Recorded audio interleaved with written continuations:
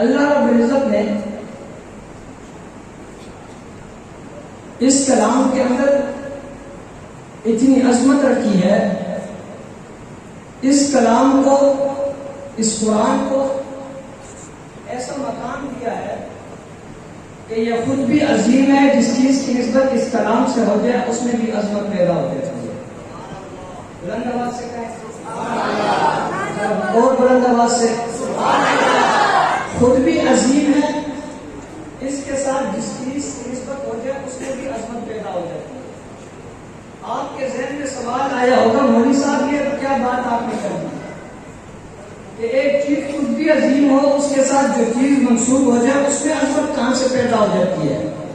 پریشان ہونے کی ضرورت نہیں، میں آج یہاں پر ثابت کر کے دیتا ہوں کہ قرآن اتنی عظیم الشان کتاب ہے کہ یہ خود بھی عظیم ہے، جس چیز کی نسبت اس کلام سے ہو جائے اس سے بھی عظمت پیدا ہو جاتی ہے، اس کو بھی ایک مقام مل جاتا ہے، اس کا بھی ایک مرتبہ بڑھ جاتا ہے۔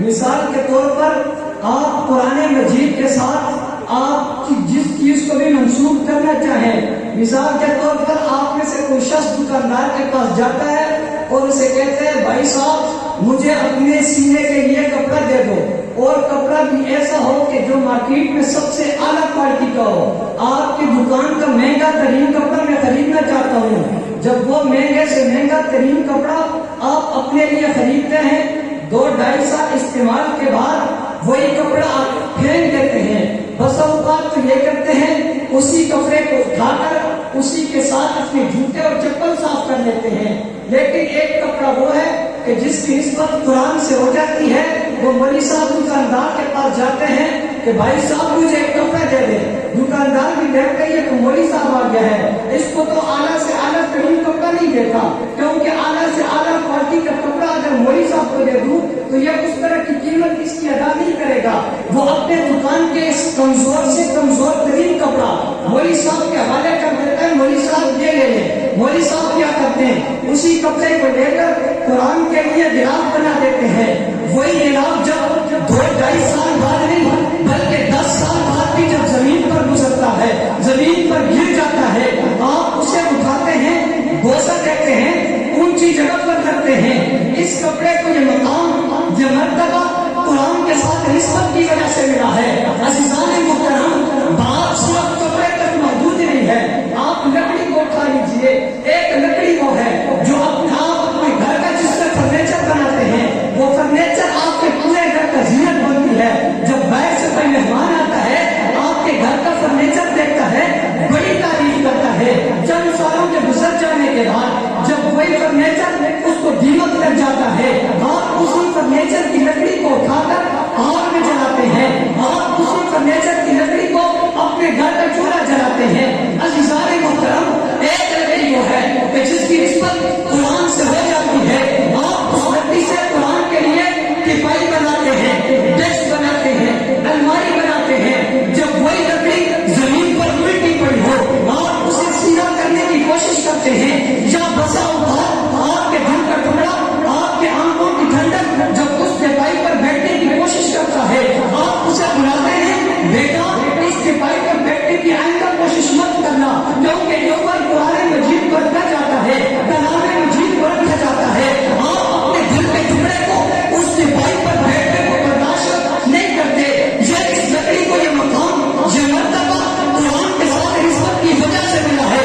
عزیزان محترم، بات صرف کپڑے اور لکڑی کی نہیں ہے، آپ ایک کاغذ اٹھا لیجیے، جو کاغذ دکاندار آپ کو اس کے اندر سموسے اور کفڑے ڈال کر دیتا ہے، سموسے اور کفڑے ڈالنے کے بعد جب آپ اس کو کھا لیتے ہیں، شاپر کو گرا دیتے ہیں، بس اوقات وہ شاپر یا وہ اخبار آپ اس سے اپنے گھر کے شیشے یا مسجد کی کھڑکیاں صاف کرتے ہیں۔ عزیزان محترم، آپ کو بات سمجھ میں آ گئی ہوگی، قرآن اتنا عظیم ہے کہ جس چیز کی نسبت بھی قرآن سے ہو جائے اس میں بھی عظمت، بولیے بولے، اس میں بھی عظمت پیدا ہو جاتی ہے، اس میں بھی عظمت، اس کو بھی مقام مل جاتا ہے، اس کو بھی ایک مرتبہ مل جاتا ہے۔ پنجاب والے لوگ تو بولنے کا خاموش نہیں ہے، بولنے میں کنجوسی نہیں ہے۔ بتانا اگر کوئی خاموش ہوا پھر ہاتھ کھڑا کر دینا, ہم سمجھ جائیں گے یہ وہ والا ہے. دین پہنچانے والے کون, قرآن پہنچانے والے کون, شریعت پہنچانے والے کون, طریقت سکھانے والے کون, جہاد کے احکامات بتانے والے کون, جہاد کی فرضیت بتانے والے کون, کون کون, جلال سے کون, ہمت سے کون, طاقت سے کون, دلیری سے کون, اونچی آواز سے کون, اور بلند آواز سے کون. عزیزان کو میں یہ لبیک ساؤنڈ والوں کا شکریہ ادا کرتا ہوں.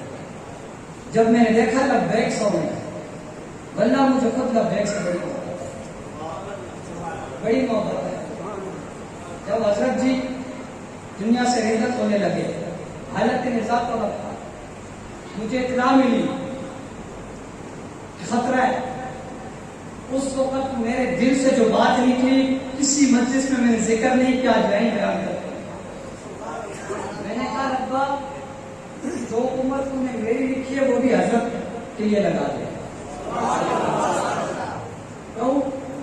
ختم نبوت کا بڑا کام کیا یا نہیں کیا؟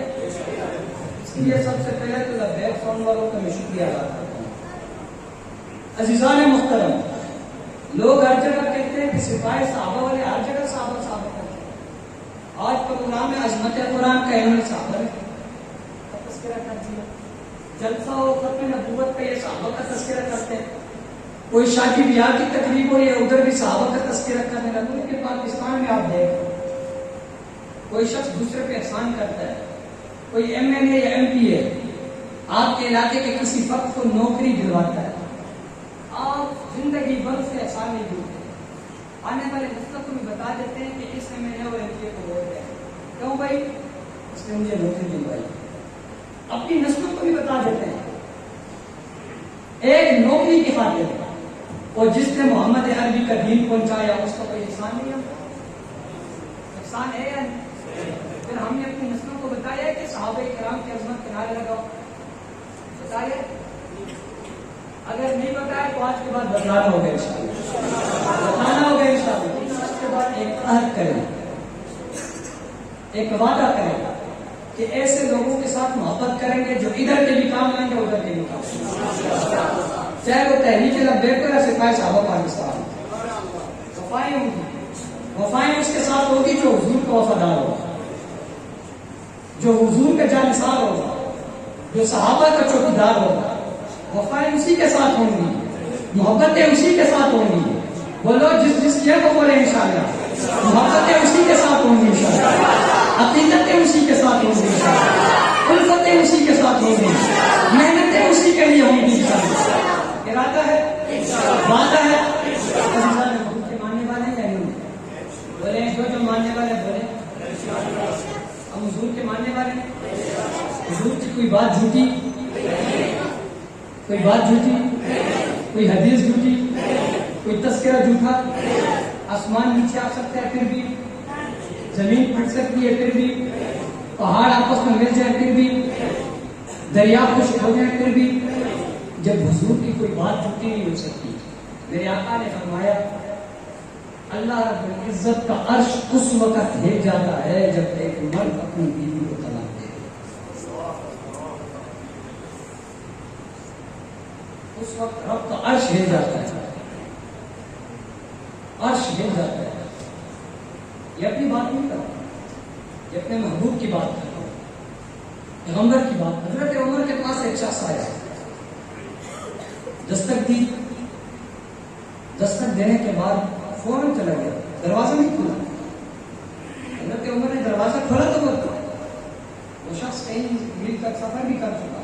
بلایا وہ بھائی اس لیے آئے تھے, دروازہ دستک دے کر چلے بھی گئے. اس نے کہا میرا مسئلہ حل ہو گیا. وہ بھائی کیا مسئلہ؟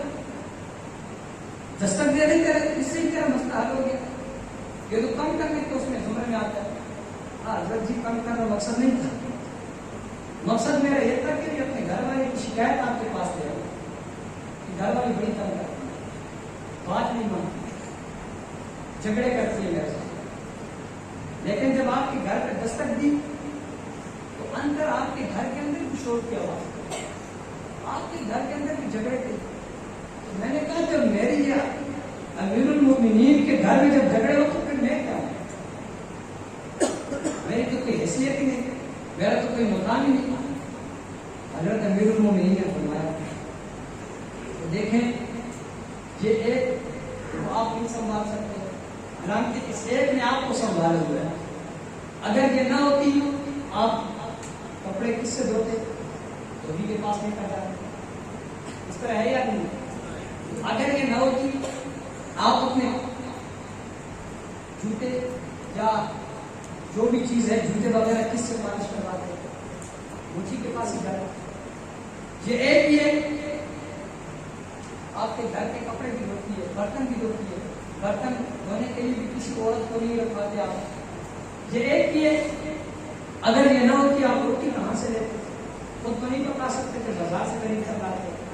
جب یہ ایک ہے اتنی ساری ڈیوٹی لے لی ہے, اس کی ایک آنکھ اونچی نیچی بات کو آپ برداشت کریں.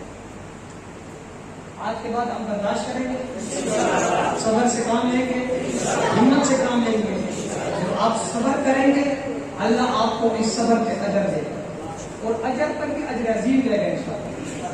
ایک مسئلہ حل ہو گیا مولوی صاحب. دوسرا کون سا مسئلہ تھا؟ مجھے 2 مسئلے دیے گئے. ایسا نہ میرے جانے کے بعد اب مولوی صاحب کو پکڑ لو. مولوی صاحب سجاتے کم سجا, ایسا بھی نہیں جانا. حق بنتا ہے, حق بنتا ہے. سب لوگ نہیں ہوتے, یہ 1-2 افراد ہوتے ہیں جنہوں نے ٹولے بنائے ہوتے ہیں, سب کو آپس میں متفق کر لیتے ہیں, امام کے خلاف کر ڈالے. میں تم سے پوچھنا چاہتا ہوں 10,000 امام صاحب کی تنخواہ کی نہیں, پتہ نہیں یہاں کی کتنی مجھے نہیں پتا, عموماً میں بتا رہا ہوں 10,000 تنخواہ ہوتی ہے آپ کو. آپ بتائیں آپ 10,000 کے اندر اپنے گھر کا دودھ پورا کر سکتے؟ تو دودھ پورا نہیں کر سکتے تو باقی اخراجات کون پورے کرے گا؟ وہ کس طرح پورے ہوگا؟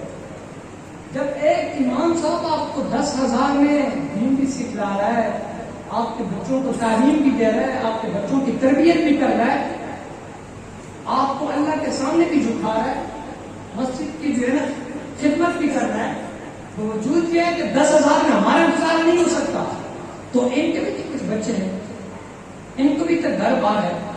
ہمارا آج کل عقیدہ اور نظریہ بنا ہوا ہے, جس طرح کہ پہلے زمانے میں کفار مکہ مشرکین مکہ کا ایک نظریہ تھا.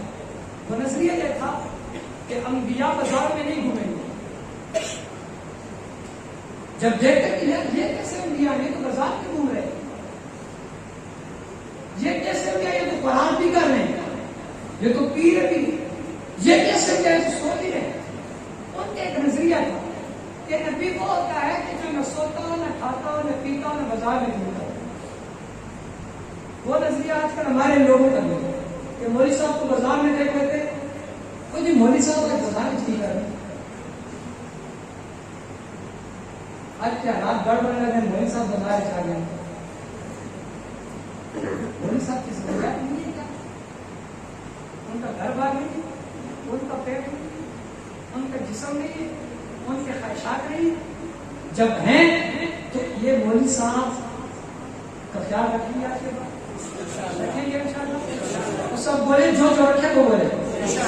محترم, آج کے بعد ہم ان لوگوں کی بھی عزت کریں گے, ان لوگوں کا بھی احترام کریں گے, ان چیزوں کا بھی احترام کریں گے جو قرآن سے باہر ہے, اور ان لوگوں کا اور ان ہستیوں کا بھی احترام کریں گے جو قرآن کے اندر ہے.